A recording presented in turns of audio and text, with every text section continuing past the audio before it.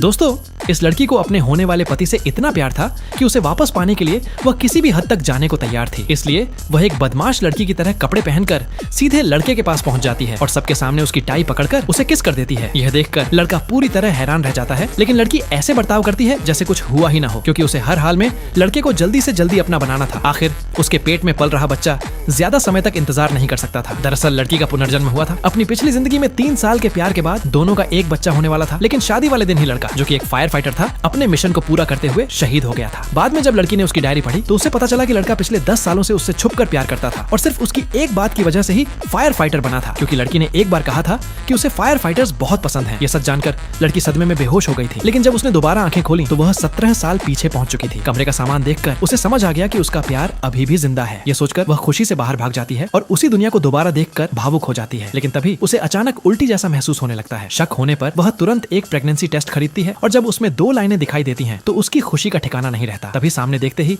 उसे वही जाना पहचाना चेहरा दिखाई देता है। उस समय लड़का एक बिगड़ा हुआ नौजवान था जिसके सफेद बाल थे और कानों में बालियां भी थीं। तभी कुछ गुंडे उसे परेशान करने लगते हैं, लेकिन लड़की तुरंत उसके सामने आकर खड़ी हो जाती है। हालांकि लड़का आसानी से उनकी लाठी पकड़कर कुछ ही सेकंड में सभी गुंडों को सबक सिखा देता है। वह समझ ही नहीं पाता कि यह लड़की उसकी रक्षा क्यों कर रही है, लेकिन तभी लड़की उसे गले लगाकर अपना पति कह देती है। ये सुनकर लड़का पूरी तरह से हैरान रह जाता है। आखिर यह लड़की कौन है और इसे उसके बारे में इतना सब कैसे पता है? जानने के लिए सब्सक्राइब फॉर पार्ट 2।